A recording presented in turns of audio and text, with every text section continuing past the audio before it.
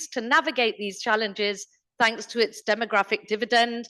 He reminded us that India's STEM graduates, both male and female, will steer the nation into the future.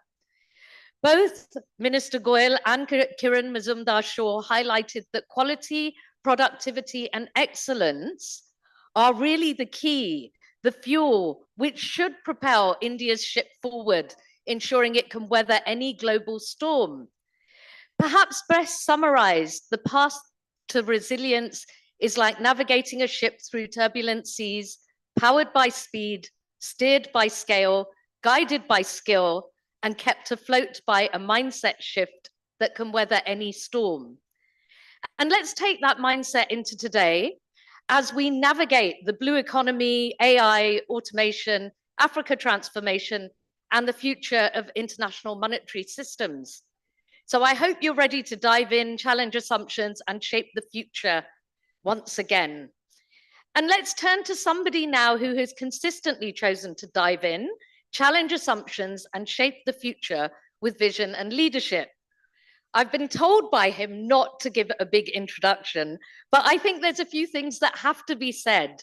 Sanjiv Bajaj, as the chairman and managing director of Bajaj Finserv, has been instrumental in transforming the company into a diversified financial powerhouse. Under his leadership, Bajaj Finserv has expanded its footprint across various sectors, including lending, insurance, and asset management.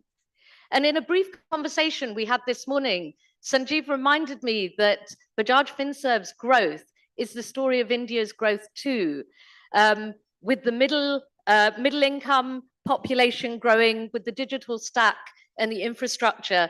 That's really what's given credence to what he's been able to create.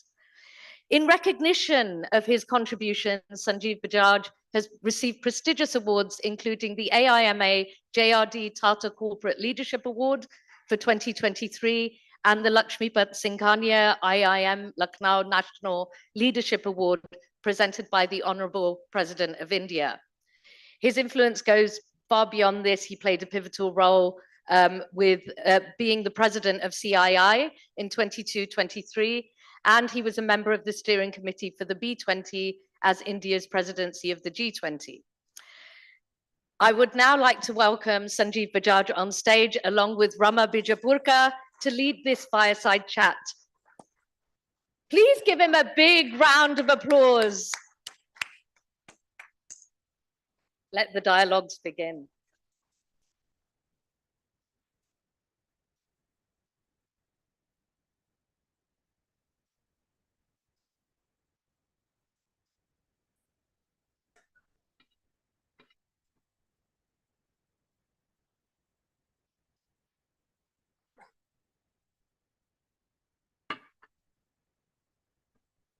Good morning, everybody. And I'm absolutely delighted, Sanjiv, because I'm an admirer of Bajaj Finserv. I'm a teeny shareholder who's also very happy. So I'm delighted to be able to do this talk. So we have half an hour, so it's going to be a bit rapid, and we'd like to take as many audience questions as Sanjiv has the patience to do, and to take it from there. So the thing on everybody's minds and this conference is about this likely global reset. How likely, what it's going to be, we're still not clear. But clearly there is a reset in ideology and actions around the world. So as a business leader and as the leader of a business that represents the heartbeat of India, the central nervous system of India, how do you actually see this in the context of your business? And do you think that we should be moving as a country our policy and business mind spaces, mind maps in order to cope with this? That's really my first question to you. Thanks, Rama, and morning, everyone. Great to be here, and thank you for inviting me to be here. As I was telling Rama, I'm the local Puneite. She's a celebrity, so it's great to be in this fireside chat with her. I'm sure you heard some great speakers yesterday, you will today and tomorrow as well. The reality is that we are in a period of significant, we continue to be in a period of significant uncertainty. In this case, the trigger, as we know, is the new US administration, where earlier you would plan for the decade or plan for a year or plan for a quarter. You're planning now every 24 hours because every time we wake up, there are a set of announcements made the previous day and we have to react to that. Now, what's important is while a lot of what Trump is doing, and he's doing as what he believes is right for America. We can all have a judgment, is it right or wrong? But he's at least doing what he said he would do. To me, what is relevant as we are seeing the kind of announcements that have been made since January 20th is that these will not only have a tactical impact for the world, many of those changes will have a strategic long-term impact.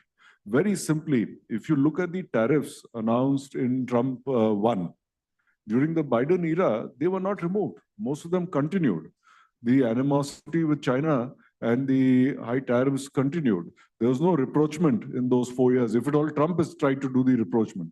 And I'm not here as a fan of Trump or anybody else. The point I'm trying to make is that sometimes when you take these actions, their impact is there more long term. So the world in many ways is hoping that this is only 4 years of disarray. It may not be. Now, what does that mean for us in India? Clearly, as we have seen after our Prime Minister went, they're hoping for some sort of a mini trade deal which balances the concerns of the US, balances opportunities that India sees as well. But we'll know more in the coming months.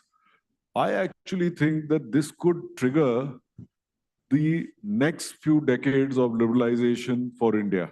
Our first trigger came, as we know, after 91.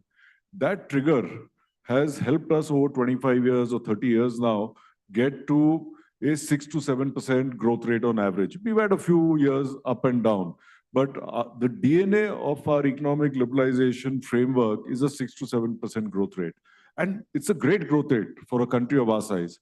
However, what we need is a 8 to 10% growth rate for the next 20 years, for the size of our population, for employment, etc., etc. We all know that. The current framework of economic reform will not lend to steady 8 to 10% growth. This requires the next set of reforms and really requires significant amount of liberalization in the states.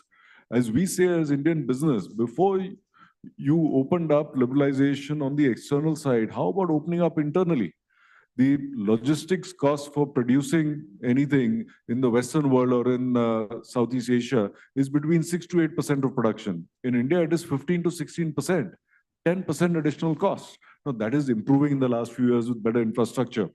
But this could trigger, because if we have to cut duty rates, it's not only going to happen with the US, because then the EU is looking, the UK is looking. So it is going to cause dramatic change. It will, of course, cause a shake-up, but I believe it will be positive for India going forward, one. Second, we have the advantage of a very large middle class. You've written about it over the years and the expansion at the bottom of the pyramid. We are in financial services seeing the benefit of that now. See, as a per capita, we had about $2,700 to $2,800. What we've seen is as countries get to an average of $3,000, people are earning enough. The middle class is earning enough where their house, their car, children's education, a little bit of health, that money is taken care of. The savings now start going into financial products. As it does, it starts creating new speed in the engine of the economy. And I actually see that unless we mess it up ourselves, the next 10, 20 years can be dramatically positive for India. But we have to unshackle ourselves. We have to be globally competitive. But that's the opportunity I see. So the demand side is very clear, and I think you've demonstrated it. But on the supply side, in terms of liquidity, money, access to capital in the new world, are we okay? Or should we be worried a little bit? Because the amount that this country can consume is huge. You know, I've always believed that for a Atmanirbhar Bharat, you first need an Atmanirbhar domestic financial services industry. No developed country became developed just by relying on outside capital. Of course, we want to encourage all the FDI that we can get, and we want a clear path with no retrospective action so that they earn an adequate return. But we have to ensure that we channelize more and more of our domestic savings into productive assets. See, everybody needs a house, you invest in the house, you need a car, you have some other assets. But you must keep in mind, these are all eventually dead assets because you're not trading on your house.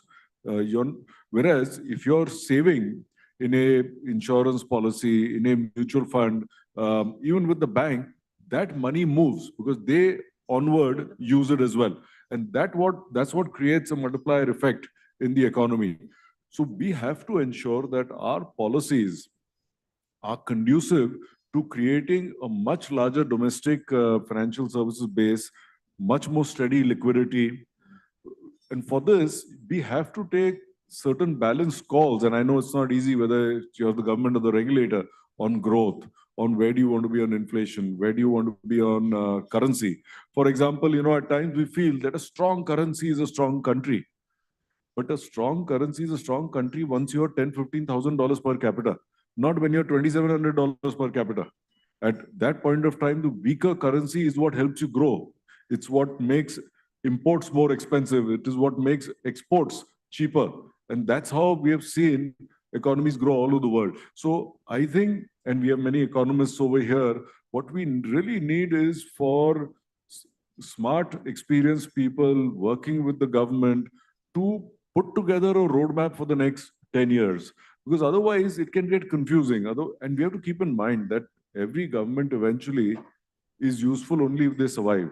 So they will always make sure that they survive to enable progress. And in that, we all know with election, every time election comes up, they have to navigate, they have to give some freebies and stuff. But a balanced view around this is very important, and they know that as well. So these kind of conclaves, the public discussion that we have is very important to give them also the support that these are the right things to do.